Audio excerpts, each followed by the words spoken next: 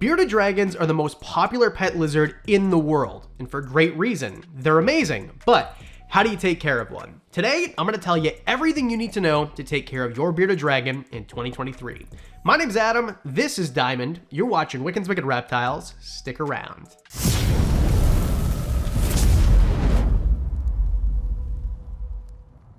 As a viewer of the channel of any length of time, if you've watched more than one or two videos, you've seen Diamond. This is my co-host. This is a bearded dragon, a Centralian bearded dragon, a Pogona viticeps, and that's what we're talking about today, the most common bearded dragon species. And bearded dragons are maybe rivaled by leopard geckos only, the most popular pet lizard in the world, and there's a lot of really good reasons. But taking care of one doesn't have to be as difficult as you might think. There definitely are some hurdles, but let's just get right into it, and I'll tell you how to do it. Let's start with size, because size is maybe the most important thing in general when you first look at an animal. Is this thing going to be big, small, robust? What's it going to be like? Well, bearded dragons, in my opinion, are of the perfect size. These animals are going to be up to 24 inches, or sometimes as small as 16 inches, but generally right around the 20-inch mark. So they're going to be about twice the size of a leopard gecko in length, and a whole bunch girthier too. These animals aren't heavy-bodied, they're not super big, but they are going to be a little bit more robust than something like a leopard gecko. So if you're getting this animal for a kid, for example, and you want an animal that's going to be not able to hurt them, but also not super fragile, maybe a leopard gecko might not be as good of an idea as a bearded dragon, just because they are a little bit bigger, they're a little bit more robust, and they're easy to handle because of this. They're not delicate, or at least they definitely don't feel that way. Now let's talk about the enclosure size. How big of a footprint is this thing going to take up in your house, and how do you furnish it? Well, there's a bearded dragon care guide right here if you want to watch all about it, A to Z, how to set one up, but you're going to want to start with a 120 gallon enclosure minimum.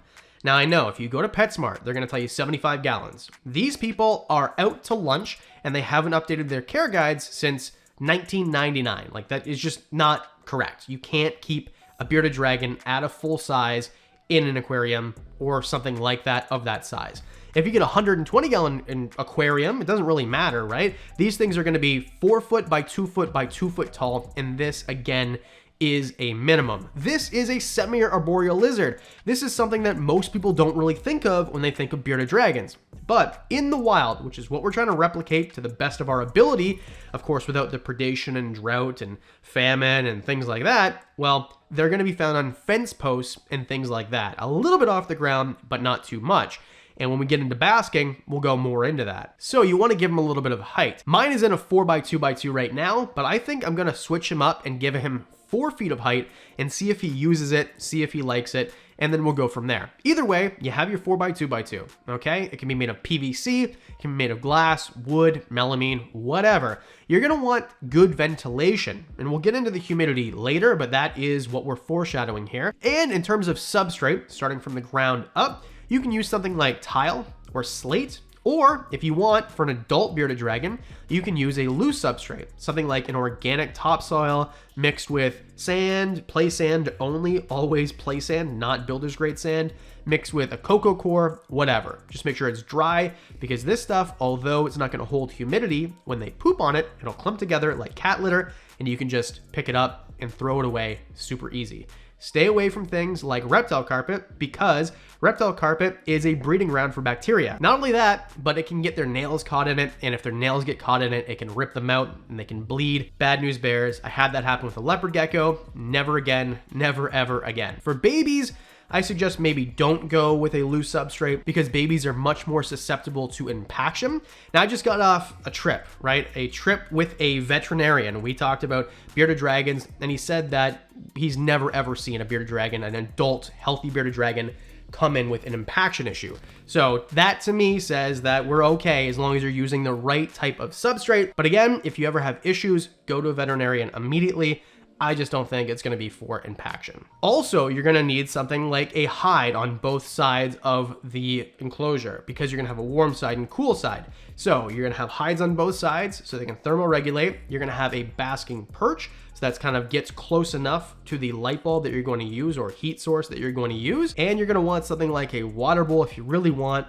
I personally don't think that bearded dragons need standing water. They're probably not going to drink from it very often, but you can offer it to them. They're going to get most of their moisture from their food, which is what we're going to talk about in 2 categories from now. Otherwise, give them some cover, fake plants, real plants, whatever. That's the bare basics. And of course, you can watch the video we pointed to earlier for a complete guide how to set up the enclosure. Number 3, heat, humidity, and lighting. Now, these are very important things. Like all reptiles, these guys are ectotherms, which means they cannot produce their own body heat, and that's why you need heat, humidity, and lighting. So for heat, I use a basking bulb, a halogen light. The wattage depends. I'm gonna get this question, I know it. The wattage depends how far off of the basking spot it is. It depends on how warm the room is or cool the room is that it's in. It depends on a number of factors, and that's for you to decide and test out. I personally use a 50-watt bulb over top of the basking spot, and you want a gradient, right? So the cool side is going to be somewhere low to mid 70s. Mine's right around 73, 71 to 73, depending on the day. And then on the warm side, you want it to get mid 80s. You can even get to the high 80s. Again, it's a thermoregulation area, a gradient is what I'm trying to say here. So if it gets a little bit too warm on the hottest part of the warm side, or a little too cool on the coolest side of the cool side, they've got lots of room to go. And that's why bigger enclosures are always better, because they have more areas to go to and they have a broader range of gradients. Now the basking spot, you're gonna want pretty darn hot, and there's a lot of debate. Some people say 95, some people say as hot as 125. What I recommend is somewhere around 105. And if you give them a steep enough perch, you're gonna give them multiple spots. So the top of the perch will be 110, the bottom of the perch will be 100 degrees, and you can figure out where they want it, or give them multiple perches, multiple basking spots. But I recommend right around 105 degrees Fahrenheit. That's what works for me. That's what works for Diamond. That's what worked for all my other bearded dragons. I think you should maybe start with that, or, I mean, don't, but you should. Humidity is another animal. The difference between a bearded dragon and something like an iguana or whatever is these are arid or more arid animals. They need it around 30 to 40%. In my opinion, 40% is reasonable. Most people can get away with that. Of course, if you live in a place like Arizona, it's gonna be a lot easier to get to the 20 or 30%, which is fine for a bearded dragon. If you live in somewhere like South Florida, Southern Ontario, where I live, it's very humid, and sometimes it's difficult to get the humidity down. Now, you're gonna wanna make sure that you're using a halogen light as a basking bulb, and that's going to suck the humidity out of that enclosure. I get that question a lot. There's your answer. You can also use things like dehumidifiers if you absolutely need to, but if you're using a strong enough halogen light, generally you're gonna be okay in my opinion. And of course, with temperature and humidity, it'll fluctuate at night. Your temperature can drop at night. I would say even into the mid 60s is totally fine. And your humidity is going to spike a little bit, and that's just because that's how it works, right? In nature, that's how it works. If you go to where these guys live in Australia, you'll see that too. It's totally fine, totally normal. And if it gets up to 50 or 60% for a couple hours at night, you're fine as long as you give them the right humidity and temperature during the days every day. And as far as lighting goes, they do need special lighting. Now, of course, you have your basking bulb. That's a different thing, just a halogen light, floodlight, whatever you're gonna use. A lot of companies make them, really great. Link in the description to the ones that I use. And you're gonna need a tubular UVB. Don't use the compact ones, the CFL ones. They're crap, do not use them. I'm not joking, they're useless. However, if you use a linear one, right? I'm not affiliated or sponsored by anybody. I'm just telling you that I use Arcadia because I think that they're the best, the best ones that I've used. ZoomEd makes good ones too, but either way, the Arcadia ones that I use are the Dragon one. They're made for bearded dragons. But if you wanted to use a 10.0, 12.0, 14.0, all of those will work fine. I wouldn't go any lower than 10.0 for your UVB. They need strong UVB. They are coming from not a desert per se, but from a very, very dry and hot climate. So they're gonna have natural UVB and direct sunlight, and they are diurnal, so that's what I recommend for you. Next on the list is diet. If you feed your bearded dragon, it'll live a lot longer and smell less bad. But you get the point, what I'm trying to say, right? Feed your bearded dragon, and this is how you do it. As an adult, you're gonna wanna feed your bearded dragon mostly vegetables, 70% vegetables. We're talking about things like Swiss chard, mustard green, endive, there's a whole bunch, right? Now you can go ahead and look on the internet, look for lists. There's even scoring charts, like this is the best, medium to the worst. Give them a tiny bit of fruit. We're talking 5% of their diet is what I like. Maybe once every couple weeks, I'll feed part of an apple or strawberry or whatever. And then the rest is things like dubia roaches or discoid roaches if you're in Florida or Canada where dubia roaches are illegal. You can feed them things like mealworms, superworms, crickets. I recommend crickets and roaches as the staple. In my opinion, it's just the best. You dust them with some vitamin powder, vitamin D, a multivitamin, calcium. Do more in-depth research. I never really cover exactly how I do supplementation in the care guides because it's something that you need to really do a lot of research on, because if you neglect the UVB and the supplementation, they will get metabolic bone disease. It's terrible. They die a slow death. You don't want that. Do your research on supplementation for your bearded dragon. As an example, every other day or every third day, I'll bring down a salad. It's mostly Swiss chard, endive. There's a spring mix that I buy at my local store that does not have spinach or kale in it. Those things are not good in high quantities. I'll just dump it in there. Sometimes I'll give them some strawberries or whatever. Because I have a lot of herbivores, I just make a big salad and feed it to everybody, tortoises and my Fiji banded iguana and all that. And then maybe twice a week, I'll feed him crickets. I generally go to the store to buy crickets. I dust them and then I dump them in. There's no need to ask, oh, how many do you feed? Don't worry about it. They'll eat until they're full. And at the end of the night, if there's too many crickets in there, take them out so they're not bothering them at nighttime. But don't overthink things. And then, of course, sometimes I'll feed the roaches or mealworms or whatever. This is more of a common sense feel thing than okay, so according to my calculations, you don't need to do that. Don't overthink it. This is fun. This is not math homework. And the second to last is behavior. If you don't know what this animal behaves like or you don't like the way it behaves, what's the point of having it? And that's why I love bearded dragons. How many times has he moved in the last 5 minutes? 0 times. Literally, sometimes I will sit at my desk and edit one of these videos. It'll take 6, 8, 10 hours, whatever. He will sit there the entire time and not even budge.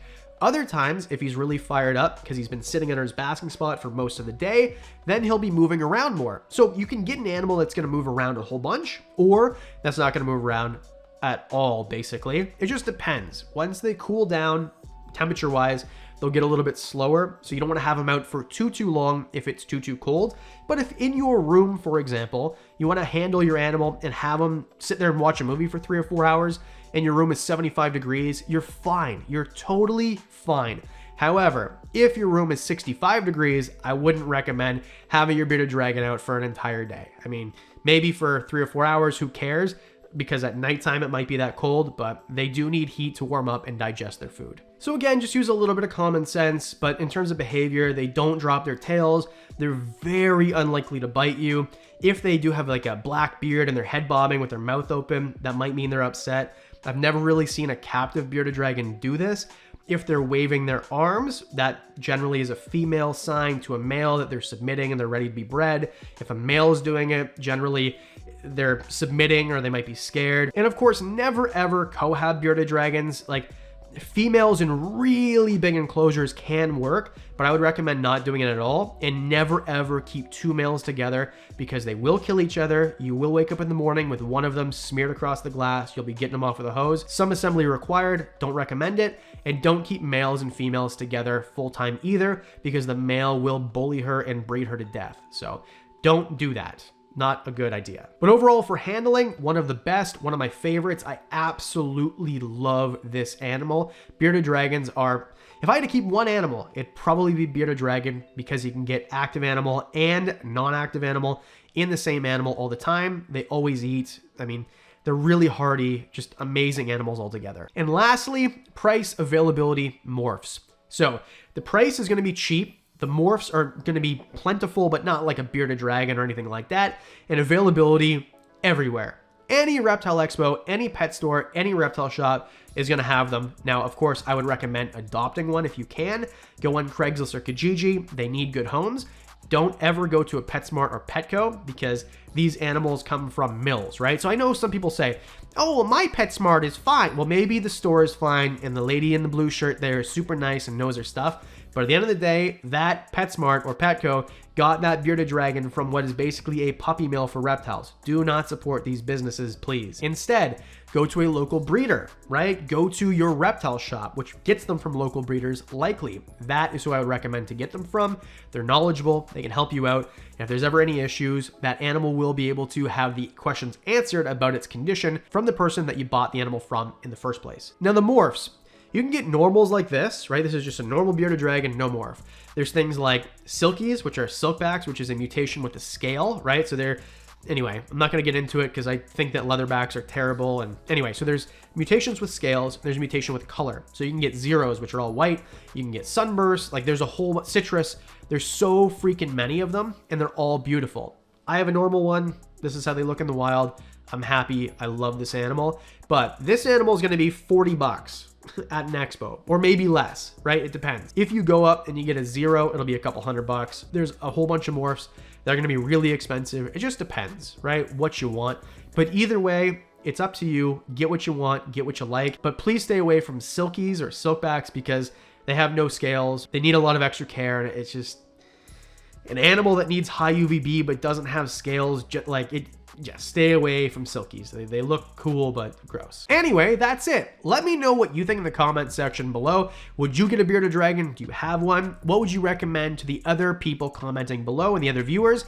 I would love to know. Let's learn about reptiles together. And of course, thanks for hitting the like and subscribe button. It really helps. It makes this channel what it is, and it gets it out to more people. And thanks to the Patreon subscribers. You guys get discounts on merch, right? Bitey Boys Club. This is named after Diamond, right? Because he always bites my ear. By the way, the reason he bites my ear is because I usually have earrings in, and he thinks it's food, so they don't bite for... Anyway, for as little as $1 a month, you get all that, Madagascar videos, you know about stuff in my collection, all that, and you support the channel for as little as $1 a month. That's it. Because I do videos twice a week, that means that I'll see you on Thursday or Monday. See you next week.